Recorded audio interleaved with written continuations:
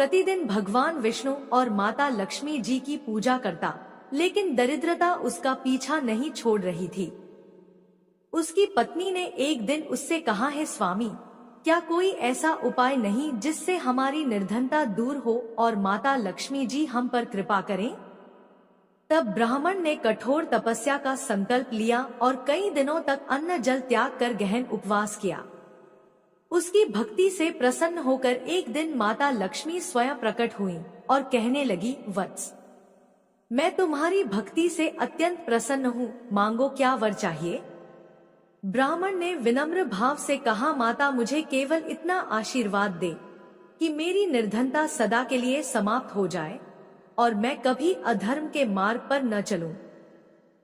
महालक्ष्मी जी ने मुस्कुरा कर कहा, पूर्णिमा के दिन सच्चे मन से मेरी आराधना करने वालों को मैं कभी कष्ट में नहीं रखती। जो व्यक्ति इस दिन दीप जलाकर दान पुण्य करता है, उसके घर से दरिद्रता कोसों दूर भागती है। ऐसा कहकर महालक्ष्मी अंतर्ध्यान हो गई।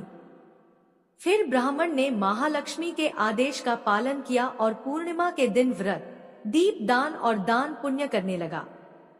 धीरे धीरे उसके जीवन में समृद्धि आने लगी और उसका घर धन धान्य से भर गया। हे मां लक्ष्मी, इस कथा को सुनने वाले सभी भक्तों के घर में अपनी कृपा बनाए रखना। सभी के घर में सुख, समृद्धि और अन्न धन के भंडार भरना। अब सुनिए भक्त प्रहलाद और भगवान नरसिंह की कथा।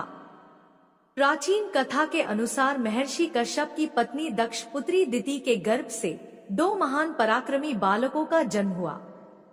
इनमें से बड़े का नाम हिरण्यकश्यप और छोटे का नाम हिरण्याक्ष था। दोनों भाइयों में बड़ा प्रेम था। दोनों ही महाबलशाली, पराक्रमी और आत्मबल संपन्न थे। दोनों भाइयों ने युद्ध में देवताओं को पराजित करके स्वर्ग लोक पर अपना अधिकार कर लिया। एक समय जब हिरण्याक्ष ने पृथ्वी को रसातल में ले जाकर छिपा दिया, तब भगवान श्री हरि विष्णु ने वराह अवतार धारण कर पृथ्वी की रक्षा के लिए हिरण्याक्ष का वध किया। अपने प्रिय भाई हिरण्याक्ष के वध से दुखी होकर हिरण्यकश्यप दैत्यों को प्रजा पर अत्याचार करने की आज्ञा देकर खुद मंदरांचल पर्वत पर तपस्या करने के लिए चला गया। वह भगवान विष्णु द्वारा अपने भाई की हत्या का बदला लेने के लिए श्री ब्रह्मा जी की घोर तपस्या करने लगा। इधर दैत्यों के राज्य को राजविहीन देखकर देवताओं ने उन पर आक्रमण कर दिया। दैत्यगण इस युद्ध में पराजित हुए और पाताल लोक को भाग गए। देवराज इंद्र ने हिरण्यकश्यप के महल में प्रवेश करके उसकी पत्नी कयाधु को बंदी बना लिया। उस समय कयाधु गर्भवती थी, इसलिए देवराज इंद्र उसे साथ लेकर अमरावती की ओर जाने लगे। तब देवर्षि नारद ने पूछा, है देवराज, आप कयाधु को कहाँ लेकर जा रहे हैं? देवराज ने कहा, देवर्षि, इसके गर्भ में हिरण्यकश्यप का अंश है, मैं उसे मारकर इसे छोड़ दूंगा। यह सुनकर नारद जी कहने लगे, देवराज इंद्र, इसके गर्भ में तो बहुत बड़ा भगवान श्री हरि विष्णु जी का भक्त है, जिसे मारना तुम्हारी शक्ति के बाहर है, इसलिए इसे छोड़ दो। फिर नारद जी के कथन का मान रखते हुए देवराज इंद्र ने कयाधु को छोड़ दिया और अमरावती पुरी चले गए। नारद जी कयाधु को अपने आश्रम पर ले आए और फिर उससे बोले, बेटी, जब तक तुम्हारा पति अपनी तपस्या पूरी करके नहीं आ जाता, तब तक तुम यहाँ आराम से रहो। कयाधु उस पवित्र आश्रम में नारद जी के प्रवचनों का लाभ लेती हुई आनंद से रहने लगी, जिसका गर्भ में पल रहे शिशु पर भी गहरा प्रभाव पड़ा। समय होने पर कयाधु ने एक पुत्र को जन्म दिया, जिसका नाम प्रहलाद रखा गया। इधर हिरण्यकश्यप की तपस्या पूरी हुई और वह ब्रह्मा जी से मनचाहा वरदान लेकर वापस अपनी राजधानी चला आया। जब प्रहलाद कुछ बड़े हुए, तब हिरण्यकश्यप ने उनके शिक्षा की व्यवस्था की। प्रहलाद गुरु के सानिध्य में रहकर शिक्षा ग्रहण करने लगे। एक दिन हिरण्यकश्यप अपने मंत्रियों के साथ सभा में बैठा हुआ था। उसी समय प्रहलाद अपने गुरु के साथ वहां आ गए। प्रहलाद को प्रणाम करते देखकर हिरण्यकश्यप ने उन्हें अपनी गोद में बिठाकर दुलार किया और कहने लगा, वत्स, तुमने अब तक अध्ययन में निरंतर तत्पर रहकर जो कुछ सीखा है, उसमें से कुछ अच्छी बात हमें भी सुनाओ। तब प्रहलाद बोले, पिताजी, मैंने अब तक जो कुछ सीखा है उसका सारांश आपको सुनाता हूँ। जो आदि, मध्य और अंत से रहित, अजन्मा, वृद्धि और क्षय से शून्य और अच्युत है, समस्त कारणों के कारण और जगत के स्थिति और अंत करता, उन श्री हरि को मैं प्रणाम करता हूँ। यह सुनकर दैत्य राज हिरण्यकश्यप के नेत्र क्रोध से लाल हो गए। उसने कांपते हुए होठों से प्रहलाद के गुरु से कहा, अरे दुर्बुद्धि ब्राह्मण, यह क्या तूने मेरी अवज्ञा करके इस बालक को मेरे परम शत्रु की स्तुति से युक्त शिक्षा कैसे दी? तब गुरुजी ने कहा, आज आपको क्रोध के वशीभूत नहीं होना चाहिए, इतना क्रोध करना ठीक नहीं। आपका पुत्र मेरी सिखाई हुई बातें नहीं कह रहा है। तब हिरण्यकश्यप बोला, बेटा प्रहलाद, बताओ तुम्हें यह शिक्षा किसने दी?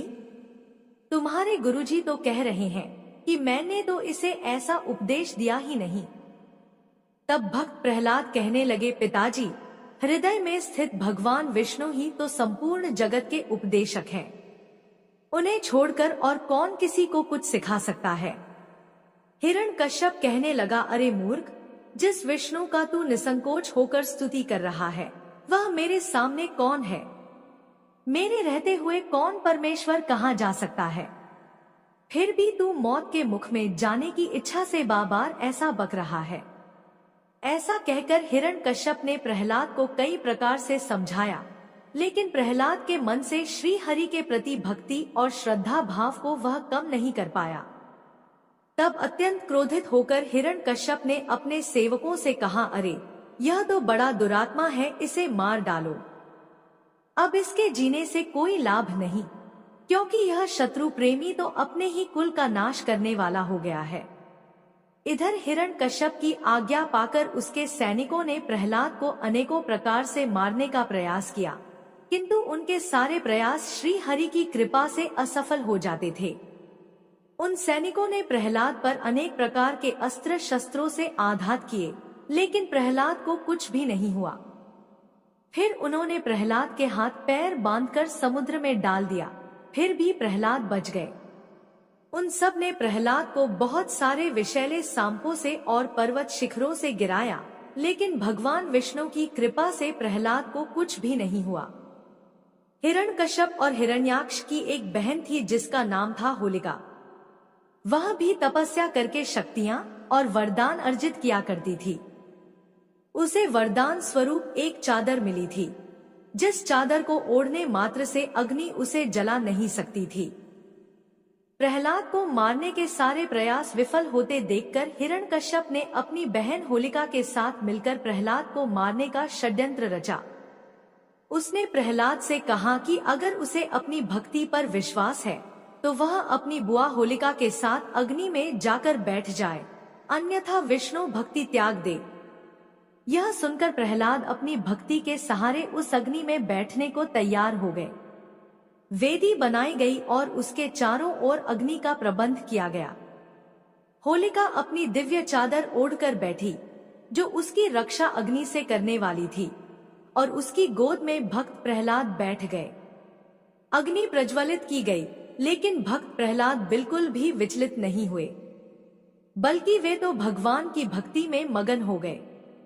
अग्नि बढ़ने लगी, तभी हवा की तेजी से लपटों ने उस दिव्य चादर को उड़ाकर प्रहलाद को ढक दिया। आकाशवाणी हुई कि होलिका ने वरदान का दुरुपयोग किया है, जिसके दंड स्वरूप उसकी मृत्यु निश्चित है। दंड स्वरूप होलिका उसी अग्नि में जलकर भस्म हो गई। इधर उसका भाई हिरण्यकश्यप अपनी बहन की मृत्यु से अत्यंत दुखी होकर विलाप करने लगा। इस प्रकार एक बार फिर से भक्त प्रहलाद की भक्ति की विजय हुई और अधर्म का नाश हुआ। प्रहलाद को सुरक्षित देखकर प्रजा में बड़ा संतोष दिखा। प्रजा ने उत्सव मनाया। यह बुराई पर अच्छाई की विजय है, अधर्म पर धर्म की विजय और क्रोध पर प्रेम की विजय है। प्रजा ने अपना आनंद अलग अलग रंगों से रंगोत्सव मना कर दिया। अच्छे अच्छे पकवान बनाए गए और गीत गाए गए। होलिका के अग्नि में जलकर भस्म हो जाने का और प्रहलाद के फिर से जीवित बच जाने का समाचार जब दूतों ने हिरण्यकश्यप को सुनाया तो वह अत्यंत दुखी हुआ और उसने प्रहलाद को अपनी सभा में बुलवाया हिरण्यकश्यप ने प्रहलाद से कहा, रे दुष्ट, जिसके बल पर तू ऐसी बहकी बहकी बातें करता है, तेरा वह ईश्वर कहाँ है? अगर वह चारों ओर है तो मुझे इस खंभे में क्यों नहीं दिखाई देता? तब प्रहलाद ने कहा, पिताजी, मुझे तो वे प्रभु खंभे में भी दिखाई दे रहे हैं। यह बात सुनकर हिरण्यकश्यप क्रोध के मारे खुद को संभाल नहीं सका और हाथ में तलवार लेकर सिंहासन से कूद पड़ा।